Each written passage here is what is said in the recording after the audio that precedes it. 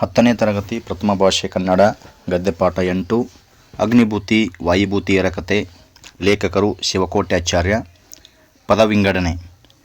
ಈ ಜಂಬೂದ್ವೀಪದ ಭರತಕ್ಷೇತ್ರದೋಳ್.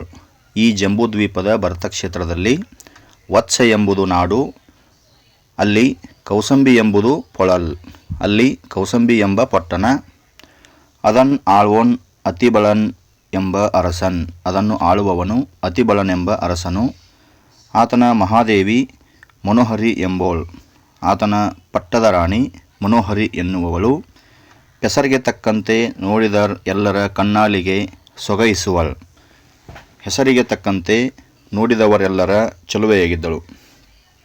ಸತ್ಯ ಶೌಚ ಆಚಾರಂಗಳಿಂ ಕೂಡಿದೋಳ್, ಅವಳು ಸತ್ಯ ಶೀಲ ಸದಾಚಾರಗಳಿಂದ ಕೂಡಿದ್ದಳು. ಅತ್ಯಂತ ರೂಪ ಲಾವಣ್ಯ ಸೌಭಾಗ್ಯ ಕಾಂತಿ ಹಾವಭಾವ ವಿಲಾಸ ವಿಭ್ರಮಗಳನ್ ಒಡೆಯಳ್. ಅತ್ಯಂತ ರೂಪ ಲಾವಣ್ಯ ಸೌಭಾಗ್ಯ ಕಾಂತಿ ಹಾವಭಾವ ಸೌಂದರ್ಯ ವಿಭ್ರಮಗಳಿಗೆ ಒಡೆಯಳಾಗಿದ್ದಳು. ಅಂತೂ ಅವರ್ಗಳ್ ಇಷ್ಟ ವಿಷಯ ಕಾಮಭೋಗಗಳನ್ ಅನುಭವಿಸುತ್ತ ಇರೆ.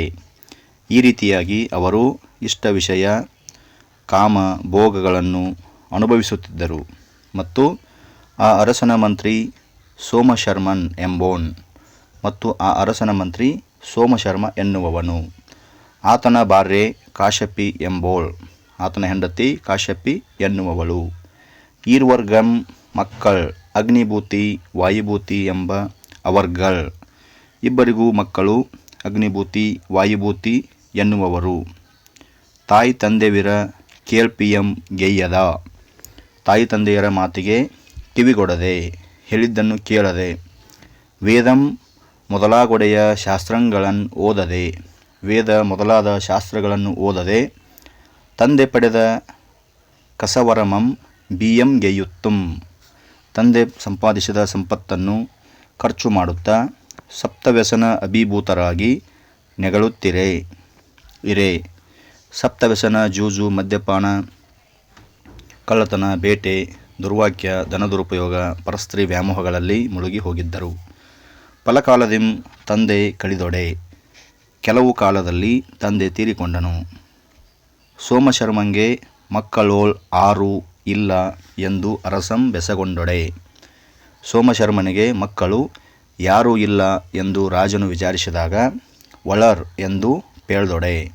ಇದ್ದಾರೆ ಎಂದು ಹೇಳಿದಾಗ ಅವರ್ಗೆ ಬಳಿ ಅಟ್ಟಿ, ಅವರನ್ನು ಬಳಿಗೆ ಕರೆಸಿ ಒರಿಸಿ ಮಜ್ಜನದೋಳ್ ಮಿಸಿಸಿ ಉಡಿಸಿ ತುಡಿಸಿ ಬರಮಾಡಿಕೊಂಡು ಸ್ನಾನ ಮಾಡಿಸಿ ಉಡಿಸಿ ತೊಡಿಸಿ ಉಡಿ ತಂಬೂಲಂ ಕೊಟ್ಟು, ಉಡಿ ತುಂಬಿ ತಾಂಬೂಲವನ್ನು ಕೊಟ್ಟು ಉಬ್ಬೇಗಂ ಪಡದಿರಿ ಎಂದು ನುಡಿದ, ದುಃಖ ಪಡದಿರಿ ಎಂದು ಹೇಳಿದನು. ಅವರ್ಗಳ್ ದುಃಖಮನ್ ಅಳಿಸಿ ಬೀಡಿಂಗೆ ಪೋಗಲ್ ಹೇಳ್ದು, ಅವರ ದುಃಖವನ್ನು ಮರೆಸಿ ಮನೆಗೆ ಹೋಗಲು ತಿಳಿಸಿದನು. ಕೆಲವು ದಿವಸಂ ಬಳಿಯಟ್ಟಿ, ಕೆಲವು ದಿವಸಗಳ ನಂತರ ಬಳಿಗೆ ಕರೆಯಿಸಿ ಒರಿಸಿ ನೀವು ಆವ ಓದುಗಳಂ ಬಲ್ಲಿರ್ ಎಂದು ಈರ್ವರುಮಂ ಬೆಸಗೊಂಡೊಡೆ. ಬರಮಾಡಿಕೊಂಡು ನೀವು ಯಾವ ಓದುಗಳನ್ನು ತಿಳಿದಿದ್ದೀರಿ ಎಂದು ಇಬ್ಬರನ್ನು ಕೇಳಿದಾಗ ಅವರ್ಗಳ್ ತಲೆಯಂಬಾಗಿ ಮರು ಮಾತುಕೊಡದೆ ಕಣ್ಣ ನೀರಂ ತೀವಿ ನೆಲನಂ ಬರೆಯುತ್ತ ಇರೆ. ಅವರು ತಲೆಯನ್ನು ತಗ್ಗಿಸಿ ಮರು ಮಾತನಾಡಲಾರದೆ ಕಂಬನಿ ಸೂಸಿ ನೆಲವನ್ನು ಬರೆಯುತ್ತಿದ್ದರು. ಸಭೆಯೋಳ್ ಇದ್ದರ್ ಅವರ್ಗಳ್ ಎಲ್ಲಂ, ಸಭೆಯೋಳಿದ್ದವರೆಲ್ಲರೂ ಇವರ್ ಮೂರ್ಖರ್ ಏನುಂ ಓದುಗಳನ್ ಅರಿಯರ್, ಇವರು ಮೂರ್ಖರು ಯಾವ ಓದುಗಳನ್ನು ತಿಳಿದಿಲ್ಲ. ಸಪ್ತವ್ಯಸನ ಅಭಿಭೂತರ್ ಎಂದು ಅರಸಂಗೆ ಪೇಳ್ದೊಡೆ. ಸಪ್ತವ್ಯಸನದಲ್ಲಿ ಮುಳುಗಿರುವವರು ಎಂದು ರಾಜನಿಗೆ ಹೇಳಿದಾಗ ಅರಸನ್ ಅವರ್ಗಳನ್ ಅಟ್ಟಿ ಕಳೆದು ಅರಸನು ಅವರನ್ನು ಆಚೆಗೆ ಕಳುಹಿಸಿ ಅವರ ದಾಯಿಗಂ ಶಾಸ್ತ್ರಗಳಂ ಬಲ್ಲೋಂಗಂ ಮಂತ್ರಿ ಪದವಿಯಂ ಬಾಳುಮಂ ಪ್ರತಿಪತ್ತಿಯುಮಂ ಕೊಟ್ಟುದಂ. ಅವರ ದಾಯಾದಿಗೆ ಶಾಸ್ತ್ರಗಳನ್ನು ಬಲ್ಲವನಿಗೆ ಮಂತ್ರಿ ಪದವಿಯನ್ನು ಜೀವಿಕೆಯನ್ನು ಗೌರವವನ್ನು ಕೊಟ್ಟನು. ಕೇಳ್ದ ಈರ್ವರುಂ ಉಬ್ಬೇಗಂಪಟ್ಟು, ಕೇಳಿದ ಇಬ್ಬರು ದುಃಖಪಟ್ಟು ವೈರಾಗ್ಯಪರಾಯಣರಾಗಿ ಕಪ್ಪಡಂ ಉಟ್ಟು ಬೈಕಂದಿರಿದು, ವೈರಾಗ್ಯ ತಾಳಿ ಹರಕು ಬಟ್ಟೆಯನ್ನುಟ್ಟು ಭಿಕ್ಷೆ ಬೇಡಿಯಾದರೂ ಇನ್ನು ಅಪ್ಪೊಡೆ ಓದುವಂ ಎಂದು ತಾಯಿಗೆ ನುಡಿದೊಡೆ. ಇನ್ನಾದರೂ ಓದೋಣ ಎಂದು ತಾಯಿಗೆ ಹೇಳಿದಾಗ, ಅಂತೂ ಅಪ್ಪೊಡೆ ಮಕ್ಕಳಿರ ಮಗದೆ ಎಂಬುದು ನಾಡು. ಹಾಗಾದರೆ ಮಕ್ಕಳೇ, ಮಗದೆ ಎಂಬ ನಾಡು, ಅಲ್ಲಿ ರಾಜಗೃಹ ಎಂಬುದು ಪೊಳಲ್, ಅಲ್ಲಿ ರಾಜಗೃಹ ಎಂಬ ಪಟ್ಟಣ. ಅದನ್ ಆಳುವಂ ಸುಬಲನ್ ಎಂಬ ಅರಸನ್, ಅದನ್ನು ಆಳುವವನು ಸುಬಲನೆಂಬ ಅರಸನು. ಆತನ ಮಹಾದೇವಿ ಸುಪ್ರಭೆ ಎಂಬೋಳ್, ಆತನ ಹೆಂಡತಿ ಸುಪ್ರಭೆ ಎನ್ನುವವಳು. ಅವರಿಗೆ ಮಂತ್ರಿ ಎಮ್ಮ ಅಣ್ಣಂ ಸೂರ್ಯಮಿತ್ರನ್, ಅವರಿಗೆ ಮಂತ್ರಿ ನಮ್ಮ ಅಣ್ಣ ಸೂರ್ಯಮಿತ್ರ. ಎಂಬೋಂ ಎಲ್ಲ ಓದುಗಳಮಂ ಬಲ್ಲೋನ್, ಎನ್ನುವವನು ಎಲ್ಲ ವಿದ್ಯೆಗಳನ್ನು ಬಲ್ಲವನು.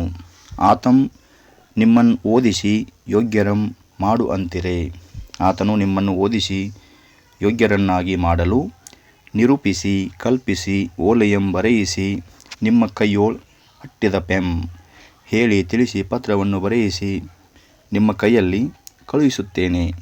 ನೀಮುಂ ಹೋಗಿ ನಿಮ್ಮ ಮಾವನ ಪಕ್ಕದೋಳ್ ಓದಿಂ, ನೀವು ಹೋಗಿ ನಿಮ್ಮ ಮಾವನ ಬಳಿಯಿದ್ದು ವಿದ್ಯೆ ಕಲಿಯಿರಿ ಎಂದು ಓಲೆಯಂ ಬರೆಯಿಸಿ ಕೊಟ್ಟೊಡೆ ಎಂದು ಪತ್ರವನ್ನು ಬರೆಸಿ ಕೊಟ್ಟಳು. ಅವರ್ಗಳಂ ತಾಯಂ ಬೀಳ್ಕೊಂಡು ಕತಿಪಯ ದಿವಸಗಳಿಂ ರಾಜಗೃಹಮನ್ ಎಯ್ದಿ ಸೂರ್ಯಮಿತ್ರನ ಮನೆಯಂ ಬೆಸಗೊಂಡು ಹೋಗಿ.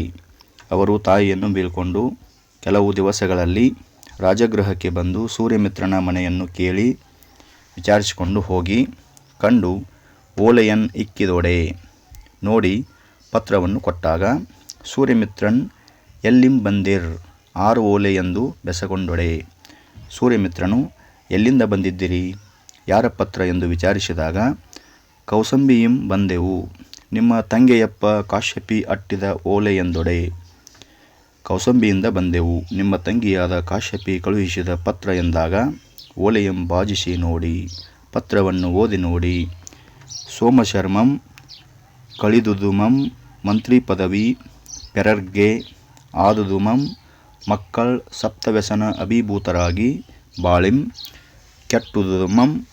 ಸೋಮಶರ್ಮನು ತೀರಿ ಹೋದುದು, ಮಂತ್ರಿ ಪದವಿ ಬೇರೆಯವರಿಗೆ ಆದುದು, ಮಕ್ಕಳು ಕೆಟ್ಟ ಚಟಗಳಿಗೆ ಬಲಿಯಾಗಿ ಜೀವನೋಪಾಯವನ್ನು ಕಳೆದುಕೊಂಡುದು. ಶಾಸ್ತ್ರಜ್ಞರುಂ ಬುದ್ಧಿ ಒಡೆಯರುಂ ಯೋಗ್ಯರುಂ ಅಪ್ಪಂತು ಮಾಡಿಂ ಎಂದು ಮಕ್ಕಳಂ ತನಗೆ ನಿರೂಪಿಸಿ ಅಟ್ಟಿದುದುಮನ್. ಶಾಸ್ತ್ರಜ್ಞರು ಬುದ್ಧಿವಂತರು ಯೋಗ್ಯರು ಆಗುವಂತೆ ಮಾಡಬೇಕು ಎಂದು ಮಕ್ಕಳನ್ನು ತನಗೆ ಒಪ್ಪಿಸಿ ಕಳುಹಿಸಿದುದು. ಇಂತೂ ಎಲ್ಲಂ ಬಾಜಿಸಿ ನೋಡಿ, ಹೀಗೆ ಎಲ್ಲವನ್ನು ಓದಿ ನೋಡಿ, ಇವಂದಿರಿಗೆ ಪಸರಂ ಕೊಟ್ಟೆನ್ ಅಪ್ಪೊಡೆ ಮುನ್ನಿನ ಅಂತೂ ಉರ್ಕಿ ಕಿಟುವರ್.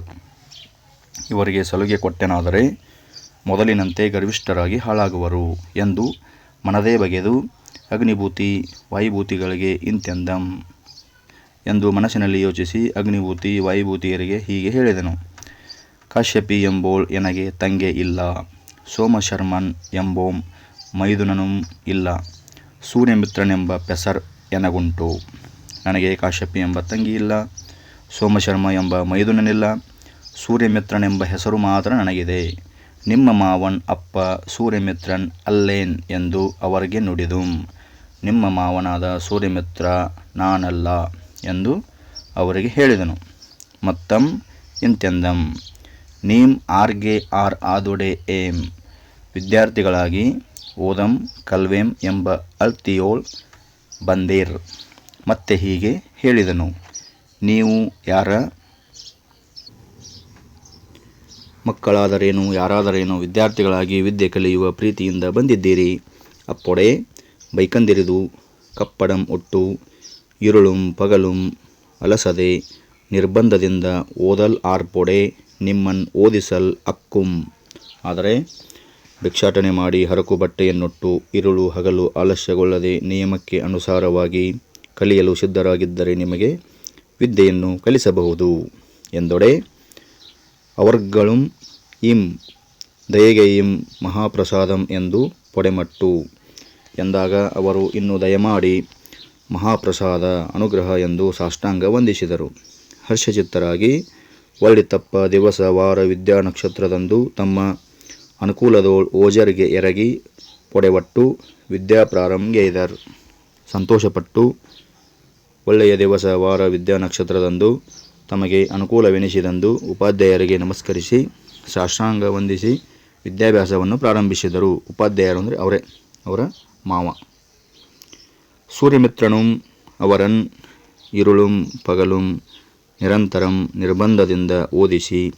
ಸೂರ್ಯಮಿತ್ರನು ಅವರನ್ನು ಹಗಲು ಇರುಳು ನಿರಂತರವಾಗಿ ಕಟ್ಟುನಿಟ್ಟಿನಿಂದ ಓದಿಸಿ 7 ವರ್ಷದಿಂದೊಳಗೆ 4 ವೇದಮುಂ 6 ಅಂಗಮುಂ 18 ಧರ್ಮಶಾಸ್ತ್ರங்களுಂ 7 ವರ್ಷದೊಳಗೆ 4 ವೇದಗಳನ್ನು 6 ಅಂಗಗಳಾದ ಶಿಕ್ಷಾ ಕಲ್ಪ ವ್ಯಾಕರಣ ನಿರುಕ್ತ ಛಂದಸ್ಸು ಜ್ಯೋತಿಷ್ಯ 18 ಧರ್ಮಶಾಸ್ತ್ರಗಳನ್ನು ಮೀಮಾಂಸಾ ನ್ಯಾಯವಿಸ್ತರಂ ವ್ಯಾಕರಣ ಪ್ರಮಾಣಂ ಛಂದಂ ಅಲಂಕಾರಂ ನಿಘಂಟು ಕಾವ್ಯನಾಟಕಗಳಂ ಚಾಣಕ್ಯಂ ಸಾಮುದ್ರಿಕಂ ಶಾಲಿಹೋತ್ರಂ ಪಾಲಕಾಪ್ಯಂ ಹಾನಿತಂ ಮೀಮಾಂಸೆ ತರ್ಕಶಾಸ್ತ್ರ ವ್ಯಾಕರಣ ಪ್ರಮಾಣ ಛಂದಸ್ಸು ಅಲಂಕಾರ ನಿಘಂಟು ಕಾವ್ಯನಾಟಕಗಳು ಚಾಣಕ್ಯನ ಅರ್ಥಶಾಸ್ತ್ರ ಸಾಮುದ್ರಿಕ ಶಾಸ್ತ್ರ ಶಾಲಿಹೋತ್ರ ಋಷಿಯ ಅಶ್ವಶಾಸ್ತ್ರ ಪಾಲಕಾಪ್ಯ ಋಷಿಯ ಗಜಶಾಸ್ತ್ರ ಹಾನಿತ ಋಷಿಯ ವೈದ್ಯಶಾಸ್ತ್ರ ಚರಕಂ ಅಶ್ವಿನಿಮತಂ ಬಾಹಲಂ ಸುಶ್ರುತಂ ಕ್ಷಾರಪಾನೀಯಂ ಮೊದಲಾಗುಡೆಯ ನರವೈದ್ಯಂಗಳಂ ಚರಕ ಅಶ್ವಿನಿಮತ ಎಂಬ ವೈದ್ಯ ಗ್ರಂಥಗಳು ವಾಗ್ಭಟನ ಅಷ್ಟಾಂಗ ಹೃದಯ ಸುಶ್ರುತಂ ಗ್ರಂಥ ಕ್ಷಾರಪಾನೀಯ ಬಿಡುವಲನ ಪಾನಕ್ಕೆ ಸಂಬಂಧಿಸಿದ ಗ್ರಂಥ ಮೊದಲಾದ ಮನುಷ್ಯ ವೈದ್ಯಗಳು ಜ್ಯೋತಿಷ್ಯಂ ಮಂತ್ರವಾದಂ ಮೊದಲಾಗುಡೆಯ ಶಾಸ್ತ್ರங்கள் ಎಲ್ಲಮಂ ನೆರೆಯೇ ಕಲ್ಪಿಸಿ ಯೋಗ್ಯರ್ ಮಾಡಿದೊಡೆ.